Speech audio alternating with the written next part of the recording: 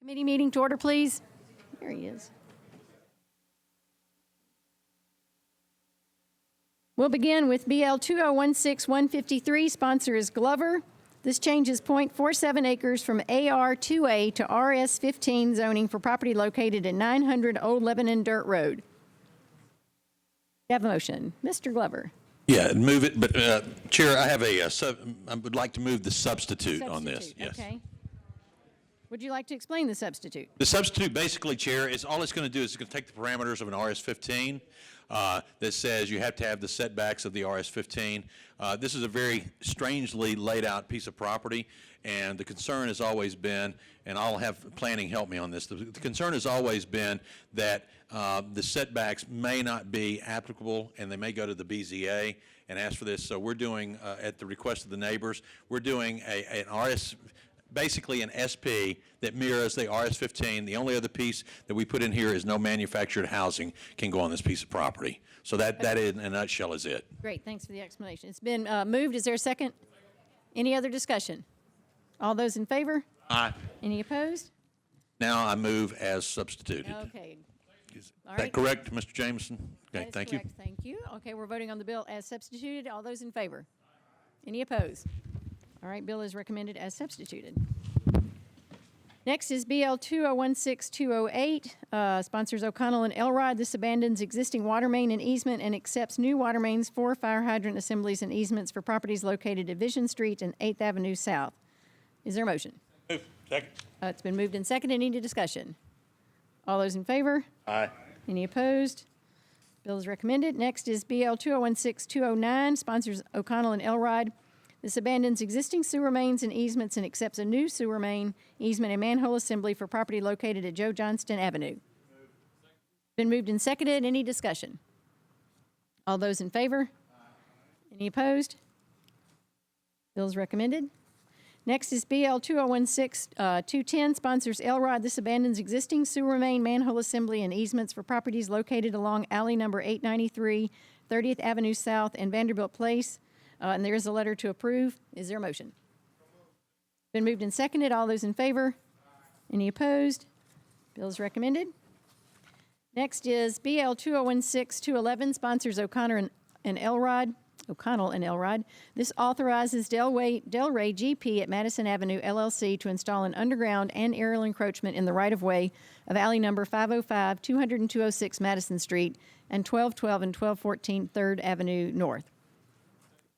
Been moved and seconded. Any discussion? All those in favor? Any opposed? Bill is recommended. Next is BL 2016-212. Sponsors Murphy and Elrod. This abandons a portion of alley number 934 right-of-way. Is there a motion? Moved and seconded. Any discussion? Yes, Councilmember Murphy. I'd like to defer indefinitely. Defer indefinitely.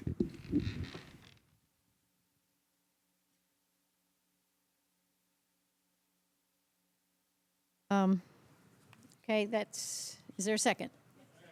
Okay, it's been moved and seconded. All those in favor of an indefinite deferral? Aye. Any opposed? Bill is deferred. Next is BL 2016-213. Sponsors Henderson and Elrod. This authorizes Metro to accept permanent and temporary easements for the Tyne Boulevard and Mountain View Stormwater Improvement Project. Henderson is here. No, Henderson. Yes. Okay, great. It's been moved and seconded. All those in favor? Any discussion? No discussion. All those in favor? Any opposed? Bill is recommended. Next is BL 2016-214. Sponsors Anthony Davis and Elrod. This authorizes Metro to accept permanent and temporary easements for the Evelyn Avenue Stormwater Improvement Project. Is there a motion? Been moved and seconded. Any discussion? No. All those in favor? Any opposed? Bill is recommended. Next is BL 2016-215. Sponsors Anthony Davis and Elrod. This authorizes Metro to accept permanent and temporary easements for the Burn Street and Moore Street Stormwater Improvement Project. Been moved and seconded. Any discussion? Seeing none. All those in favor? Any opposed? Bill is recommended. Next is BL 2016-216. Sponsors Dowell, Pridemore, and Elrod. This authorizes Metro to construct a new water main and acquire property rights for properties along Bell Road, Mountain View Road, and Hickory Hollow Parkway. I do have a letter to approve. Is there a motion? It's been moved and seconded. Any discussion? Seeing none, all those in favor? Any opposed? Bill is recommended. Next is BL 2016-170, sponsors Freeman.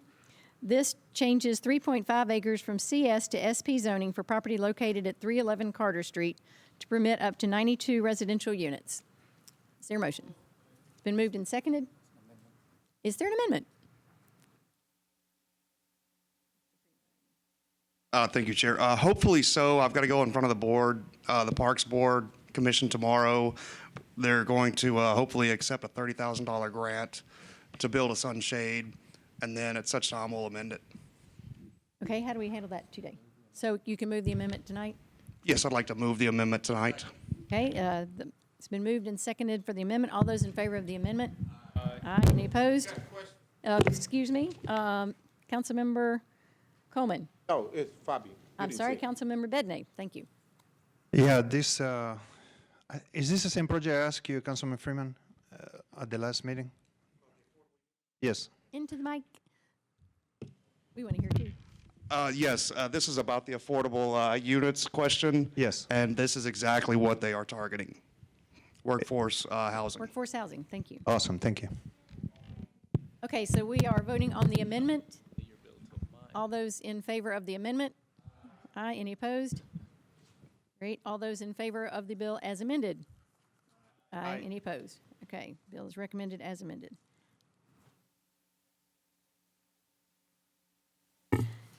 Next is BL 201613.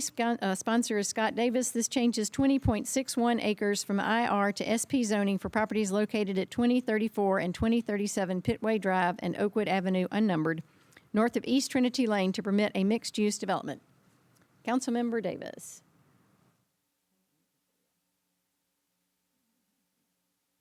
Is on? Finally. Thank you, Madam President. We have a substitute to move, and we're going to have to amend something on the floor here. It's section 4 on the third line down. It has at least 20% of the total floor area shall be used for non-residential. It needs to say that only 20% of the floor area maximum we use for. What we're trying to do is make sure that you can't have more than 20% commercial here. This would actually, allow you to have up to 80%, potentially 100% all commercial, which nobody wants, And by doing that, this will make it a disapproved bill because the policy in the area calls for at least 60% commercial in this area, and it will make it a disapproved bill, which please correct me, planning, if I'm doing this incorrectly here. But as you remember, the residents asked for 20% commercial only. They didn't want 60%. Okay, the developer only wants 20%. I only want 20%. So I apologize, planning, and we're going to need 27 votes to do what the neighbors want and to keep it only 20% commercial. However, though, with the additional area to be residential, we are adding some affordability. And the deed restriction, it is not ready yet. We have found out, which maybe I should have known, but I am not an attorney or the Register of Deeds. The current landowner has to agree to a deed restriction. It makes sense. I can't put a deed restriction on Mr. Withers' property without his permission. And that's the only way I can sleep at night, knowing that we're going to have some affordability or make someone have some affordability, because our hands have been tied with the state. Thank you, Mr. Jameson, for your diligent work and effort. Thank you, planning staff, for understanding. And if I do not have the deed restriction by 6:30 tomorrow to suspend the rules, I will ask for a deferral. Because the most important thing right now with this is to make sure we have some sort of affordability, where we have some sort of teeth, in order to enforce it in case they decide tomorrow we're going to build $400,000 units instead of these other units here. And I know it's a mouthful. I thank you for everybody's patience. Thank you. So what we're voting on right now is simply the amendment to correct the reference to the 20% commercial. Is that correct? Yes, so, yes, ma'am. Okay, so we're voting on the amendment with reference to no more than 20% commercial. I see a hand waving. Councilmember Murphy, would you like to speak? Yes, ma'am. This might be a point of order question. So we're voting on the amendment now, or we're voting to pass the bill as written? We are voting on the amendment at the moment. Okay, And then we will vote on the bill as amended if the amendment passes. okay, and do we have the amendment in front of us written out, or is it a verbal amendment?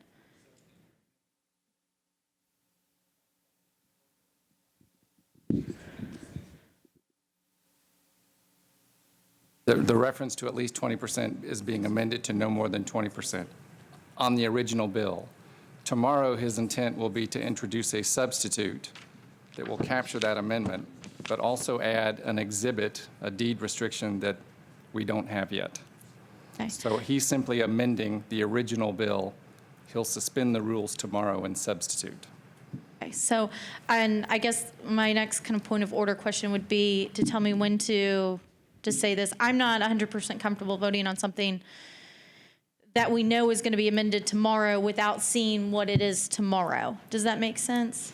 The only thing he's changing about the original text right now is the verbal amendment to change at least 20% to state no more than 20%. That's all. Okay. That's And what so you have tomorrow before will you. encompass that and something else. And the exhibit that we don't have, which I Okay. believe is a deed restriction. It will, by virtue of the amendment that we're discussing now be a disapproved bill because the 20 versus 60% is a key difference for the Planning Commission's purposes. Okay, so the amendment we're voting on now is the triggering amendment for their disapproval. Correct.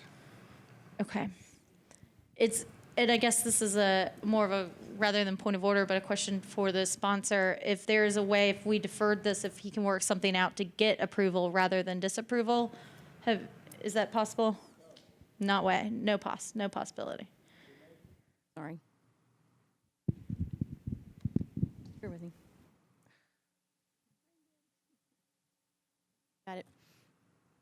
The reduction from 60 to 20% was a request of the neighbors at the community meeting. And also by deleting or taking it down to 20%, we're able to add more affordability. Now, I will defer if I don't have my deed restriction correct where I feel comfortable, because the goal here is to ensure the affordability. And the problem with certain policies, there needs to be some policy amendments, and we're trying to work it out. And I thank the planning department for helping with the interpretation of this. But the residents want only 20% commercial here. They don't want 60%. And we are complying with the wishes of the neighborhood. I see more discussion. Is this on the amendment for the people who have, okay. Councilmember Murphy, other questions? Let me finish up. I appreciate that the council member from District 5 is talking about that there are maybe amendments that need to change in his community plan, because I think that's something that I and others have spoken about when we've seen a lot of bills like this. I guess I remember from when we discussed this last time, and in the minutes from the Planning Commission, that the councilwoman from District 8 was going to be a part of a community plan or a community meeting, and I wanted to follow up to see if both residents of District 5 and District 8 were synced up on this. And so I don't know if I can defer my time or yield my time to the council lady from District 8 if she's so willing. To answer that question, I'll allow that. Councilmember Van Rees. Sure, since I'm here. The folks at District 8 are on Slayton, which is right bordering this area. And as I understand it, on the meeting on the 23rd, several people from 8 were there, and I was unable to attend. I think that we're at the point now to where they want the 20%, and Councilman Davis is correct in regard to that. I think that the policy that's causing the issue can be looked at later. You guys have to deal with the policy as it is now. The 20% is important. My concern is the same as Councilman Davis's in regard to the deed restriction. We should have that today, and it's unfortunate we don't. If I am able to, instead of you saying you need that here by 6:30, we really need it by noon so that the people of District 8 can see that. And if the community leaders in 8 and 5 are communicated this last piece of information, I think that we'll be fine to go. But there's a lot of ifs right now. But I respect the situation. I think there's going to be several of us that have certain policies that prohibit things that we're trying to achieve, and we'll work on that one by one. But on this particular issue, everyone has the same intent, affordable housing in a neighborhood that is ready for it. And so Councilman Davis has my support. The amendment that he's asking for on this vote is something that I requested, so thank you. Thank you. That's helpful. I think just with a lot of ifs here, that we might need to defer. I trust both council members, but I would feel more comfortable having everything in front of us before we vote on it. Duly noted. I think currently we're voting on an amendment, so we'll continue with that, and we can come back to that. There are a number of members in the queue. Councilmember Glover. Thank you, Madam Chair. Let me ask the question, I guess, as simply as I possibly can. If we deferred for 2 weeks on this, Councilman, then is this going to create a problem for the overall project? I think that's because we do have an amendment you're talking about. I will support whatever you want to do there, but is 2 weeks going to make or break a deal, is what I'm asking. Councilmember Davis. There is a possibility that it may or it may not, because this is the issue right here. I have an impatient landowner. The area is zoned IWG, okay, which can allow all kinds of uses that we may not like in our neighborhood, okay?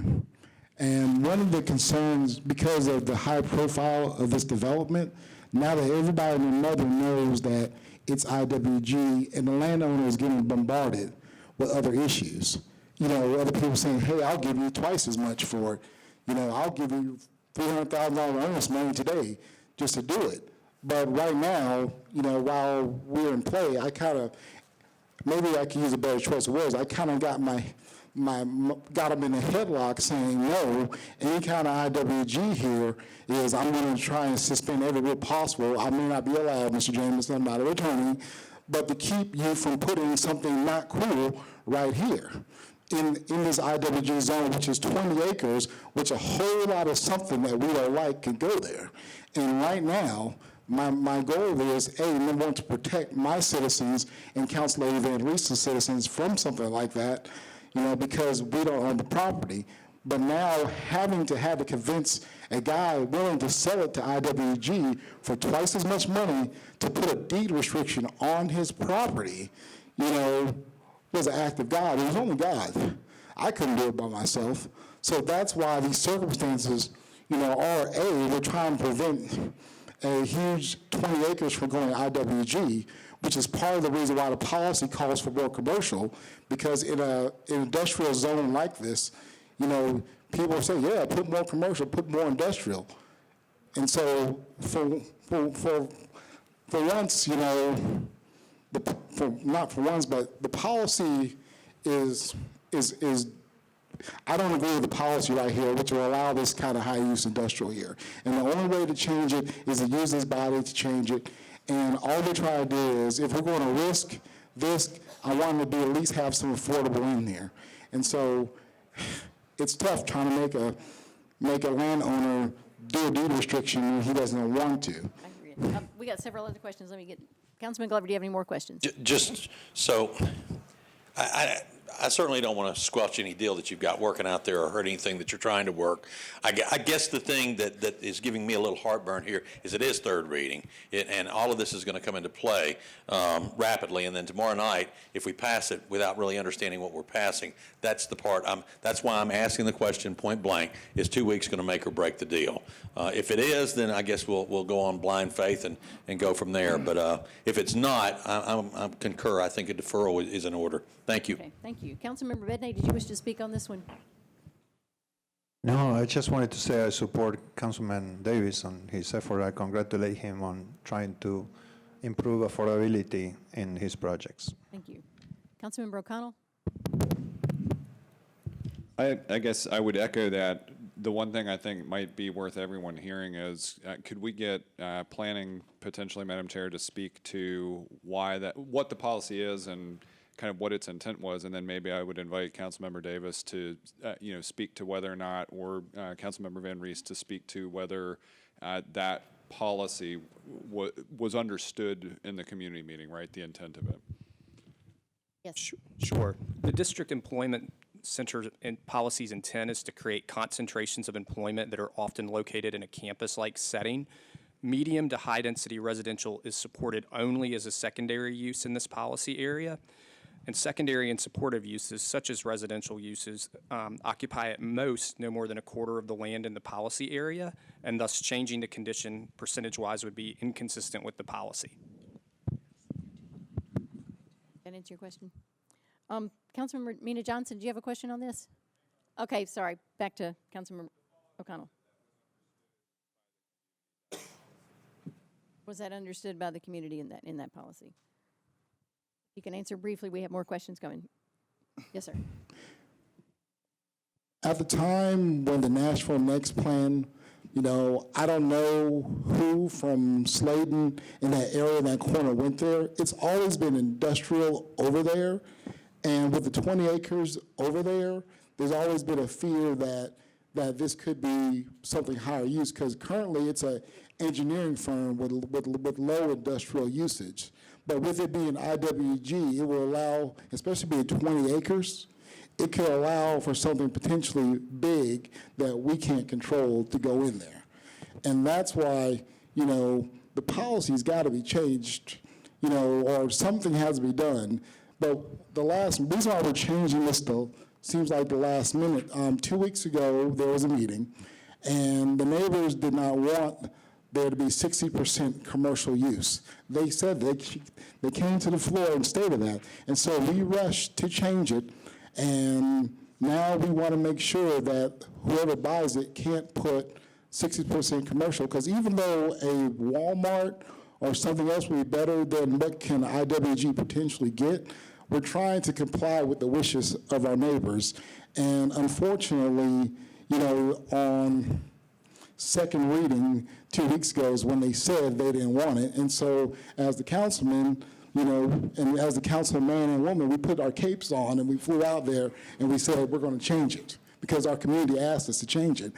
But I'm not going to pass this unless, and forgive me for keep on this high horse, unless I have a deed restriction, which if you look at it makes sense. I'm not going to force you to deed restrict your property, without your permission. I can't do it. Okay. Councilmember Mina Johnson. Thank you, Madam Chair. Just a little clarification.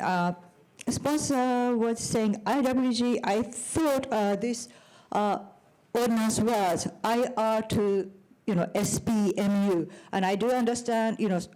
Both sponsors are trying to control and bring in affordable housing. I support that, but it seems like a little bit, specific is missing. So if you would planning give us a little clarification, what's the zone change? It seems to me it's the IR to SPMU, MUA, and originally 6% commercial is now sponsor is asking reducing to 20%. Is that correct?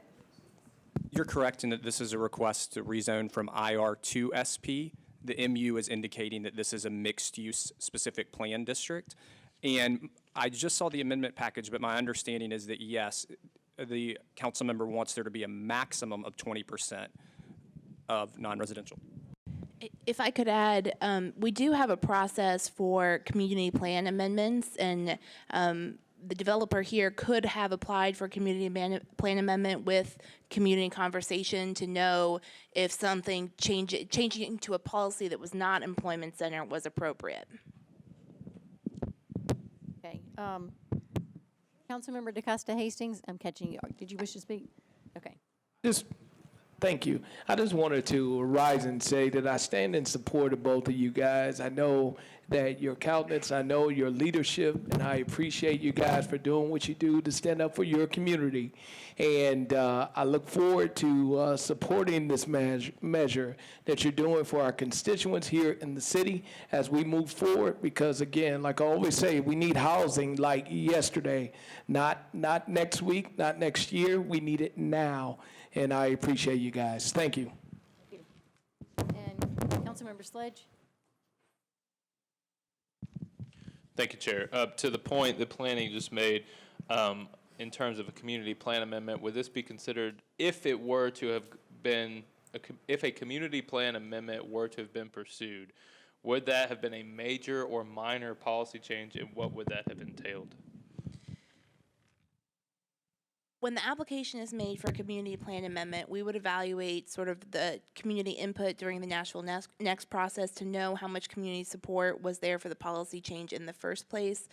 We would also look at what the applicant requested to change it to. And so there are a couple of factors there that I couldn't say for sure whether it was a minor or a major. The difference is that a major requires a community plan meeting before the Planning Commission, but either one of them would have had a public hearing at the Planning Commission for people to be able to speak on the policy change. Thank you. Thank you, Chair. Any other questions? Councilmember Mina Johnson. Thank you, Madam Chair. Just for the clarification, I would like to support both sponsor of the bill, but just for the clarification purpose, I think both Councilmember Davis and Council Lady Van Lees was at the Planning Commission and spoke in favor of this bill at the Planning Commission. And I think at that time it was 60% was included. So since then, you discovered residential, your constituent are asking for 20%. Is that right? Is this my understanding? Councilmember Davis. Before the Planning Commission meeting, I had a meeting with just my district members. There are 3 community meetings total. And on the edge, on the other side, because, you know, when we run for office, we go knock on every door that's in our district, okay? And on the other side, there was people on Slayton in her district that got noticed and were invited to the meeting because when we passed out flyers, we only did our district. So what we did was we had a community meeting with Council Lady Van Reese's neighbors and my neighbors, and then we had a second one with Council Van Reese's neighbors and my neighbors together. So we had one with just my neighbors, and then we had 2 with my neighbors and Council Lady Van Reese's neighbors.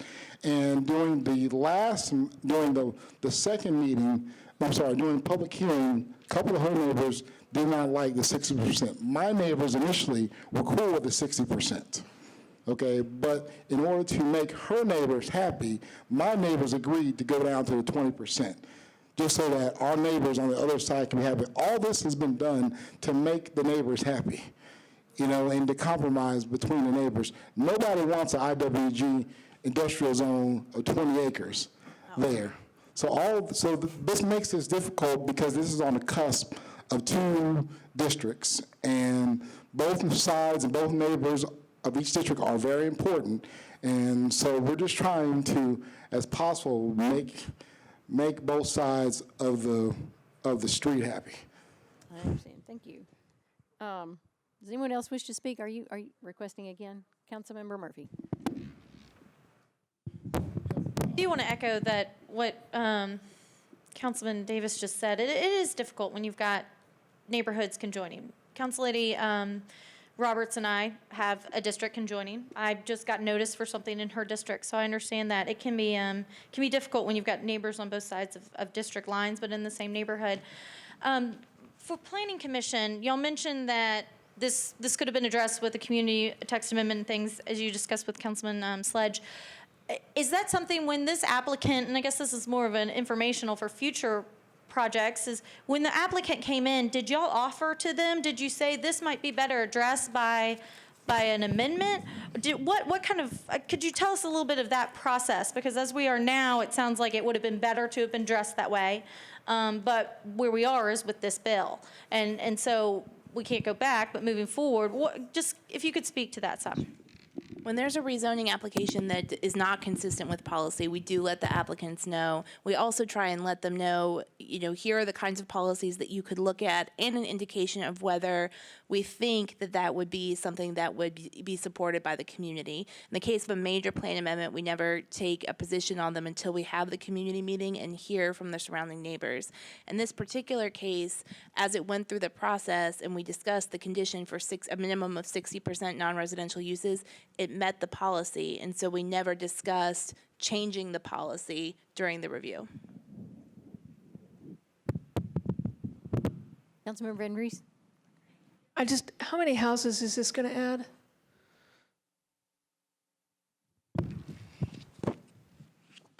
Right now, we're looking at, with the topography, minimum of 250 houses. And the average price of these homes? The average price of the townhomes on Slayton are going to be $200,000, and that's 3-bedroom, 2-bath. Thank you. Seeing no new people in the queue, we are voting simply on the amendment to go from 60% to 20% at this point. All those in favor of the amendment to change from 60? Point of order, Mr. Coleman. Madam Chair, I think Ms. Murphy made a motion, and the motion had never been ruled on. She was asking for a deferral, and we hadn't voted on the motion to Let me defer ask up or down. For our council, we had the a motion on the motion- floor for the amendment. What do we- Amendment was first, which you can vote on, and then she can move the deferral on the bill as amended, if she wishes. So that would come next. Right now, we're voting, the amendment was moved first, and we'll deal with that, and then if we need another motion, have another motion, we will do that. So at the moment, we are voting on the motion to change to maximum of 20% residential. All those in favor of that amendment? All opposed? Okay, that amendment is passed. Now, we are back to the bill as amended. Is there further discussion? Do I have a motion? I see some discussion. Councilmember Murphy. I think Councilman Coleman kind of reminded me that I had asked about that motion. I'm really at the will of the committee here. I do feel uncomfortable voting on this. I understand that there's a deadline. I'm uncomfortable voting on it without the deed restrictions ahead of us. I'm at the will of the committee. I felt a cool breeze in here. I heard a couple people mention deferral. I'm happy to offer that motion and let it be the will of the committee. But I guess my point of order on this too would be if we just take the vote and we vote against it, it still moves forward with our disapproval. Is that right? That is true, and it will also be the opportunity tomorrow to judge whether we have the deed restriction or not, and again, have a vote at that point. And tomorrow he needs 27, while today he just needs a simple majority to move out favorably? Correct. Okay. I'm really at the will of the committee here, so if,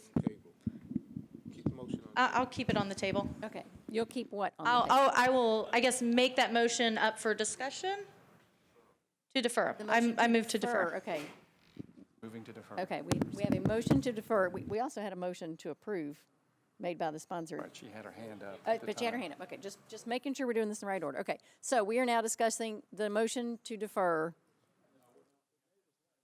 Okay, we're waiting for a second to the motion to defer. It's been duly, are you on the committee? Nice try. Second. All right, there is.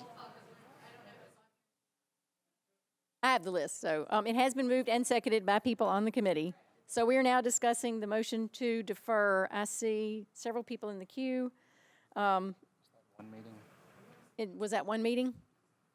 To defer one meeting. Councilmember Glover, are you speaking on that one? I'd like to talk about that. Yeah, I asked the question. Apparently, there may be some danger in doing so. I won't support a deferral. At some point, nobody's going to know about this as well as the councilman does in that district.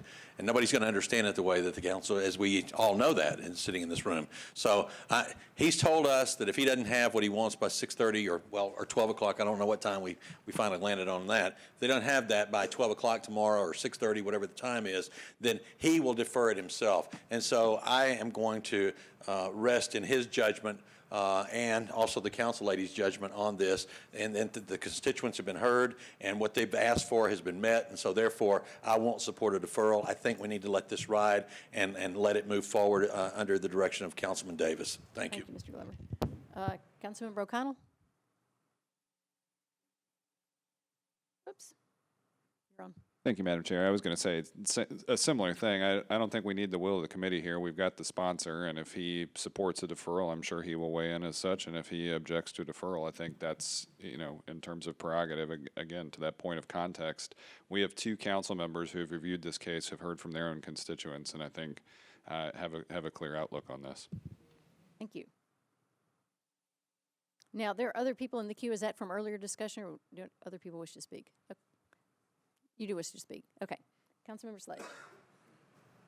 Mine is a question raised by the deferral motion. If we vote down the deferral motion and then we're on the bill as amended, I'm a little confused as to the amendment affecting the conditions through which the Planning Commission approved the bill and the number of votes that would be needed on the floor. My understanding Tuesday. is, and council can correct me, it will require 27 votes on the floor tomorrow night. Regardless of whether we defer or not. Okay, This I is appreciate it. Okay. Councilmember Hagar? This is directed to Mr. Jameson. This is an oral amendment to this evening, correct? Correct. When will there be the written part? Will it be tomorrow night, or will it be added to later? We'll fix the substitute to include this amendment so that you have that within your packet, your updated packet All tomorrow. right, so it'll be tomorrow night with the written amendment, correct? There'll be a substitute that attaches also the exhibit that he's waiting on by noon or 6:30. Okay. Then my position is I'm on support Councilman Davis and Nancy Van Reese because they've met with these people. These are their constituents, and they've agreed to this, and I think it should go on through. Thank you. Councilmember Coleman, did you wish to speak again? Thank you, Madam Chair. Listen, I have no problem with either one of the sponsors and what they're trying to do. Here's where I have a problem. If, in fact, we start to tinker with the process and we begin to make verbal amendments from the chamber, when in fact there were ample opportunity and time to do that just because a district or two districts have been affected. Remember, we have 35 districts, and I do believe the council people did everything they could have done. But what does that say when you go through a process and you have it such as with the Planning Commission and the opportunity for them to weigh in and get measures straightened out before we came today? What does that do for the next person coming up? That means our process will be based on the discretion of the council chamber when in fact there are 39 of us. And tomorrow night is going to be little time to hash these issues because the vice mayor is not going to give us an opportunity to stand and argue this point. So this is our time to get it. And although I believe what they're doing is correct, I'm definitely in support of it. My concern, if in fact we start to tinker with the process, where does it go there? And I don't understand how a one-meeting deferral will hurt anybody.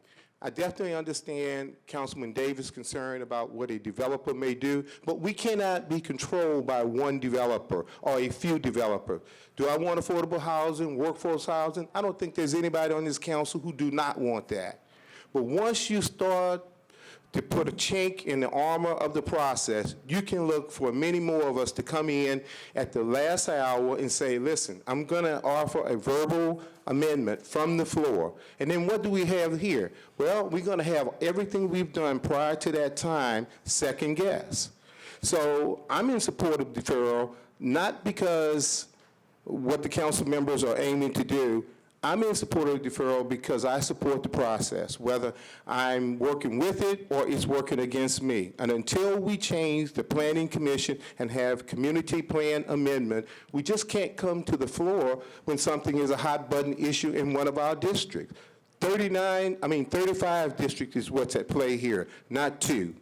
So as a result of that, I'm in favor of voting for the one meeting deferral. Thank you. Councilmember Hurt?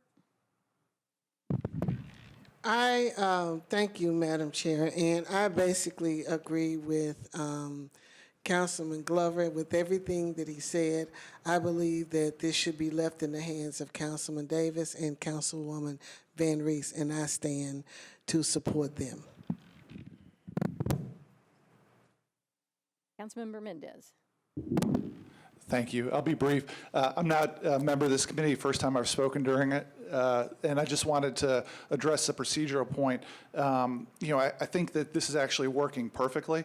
Councilman Davis has set it up so he's made an amendment and subjecting himself to needing 27 votes. There's perfect procedural protection in place. I think the council should feel comfortable moving forward with this without deferral. Thank you. Are there any new requests to speak? Yes, Councilmember Murphy. I just opened my rules packet that I had in my desk, and if Mike Jameson will answer this. In our rules, and I may be reading this out of context because I just opened up to it, no late ordinance, resolution, or amendments, or therefore, or substitutions for, will be considered by the council except on an emergency basis. Any sponsor of a late ordinance or resolution must inform the vice mayor as to the nature of the emergency prior to the meeting at which the legislation is to be offered. State on the resolution, therefore the emergency exists. Does this rule apply to this amendment, this verbal amendment? And if so, has the vice mayor been notified of the emergency? I understand that what Councilman Davis intends to do is to move to suspend the rules for purposes of your consideration once he has the exhibit and the substitute tomorrow. So that rule is in existence, obviously, but if he moves to suspend that rules, unless there are 2 objections, then he can move forward. So that is the process tomorrow night. Okay, so that's tomorrow night. So today's verbal amendment, it does not apply to this. Right. He's simply amending the text of the bill as currently drafted, not substituted.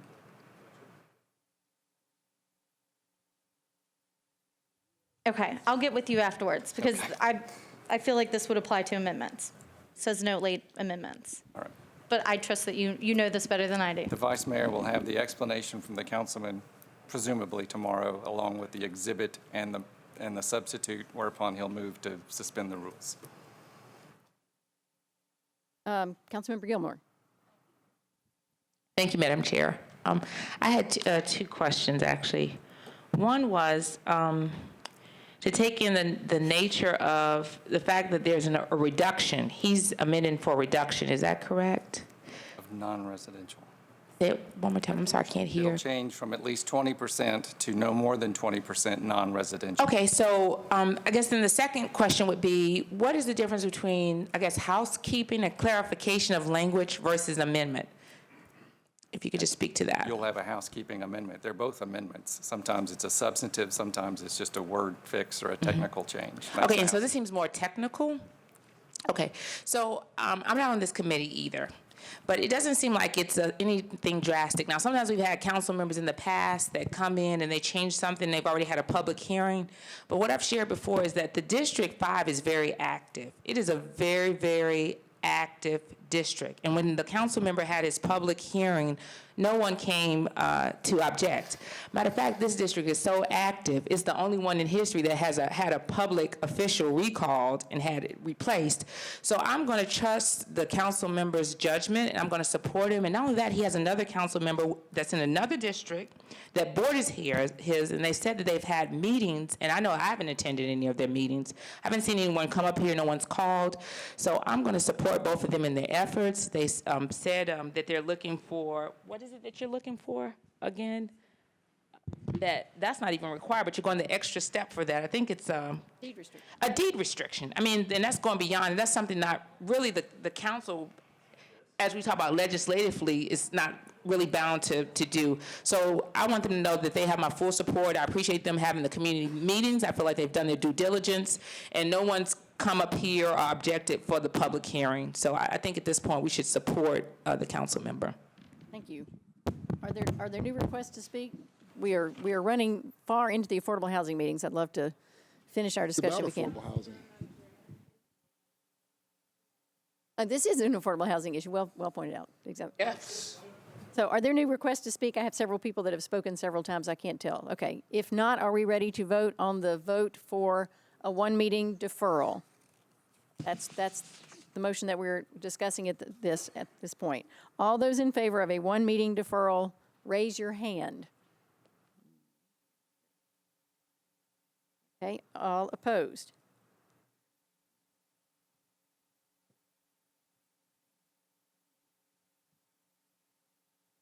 Motion fails. We're now back on the motion to approve. As amended. As amended. All those in favor of the motion as amended, say aye. Aye. Opposed? Good discussion. Thank you for taking this all seriously. I do not know of any late items. This meeting is adjourned. Good show.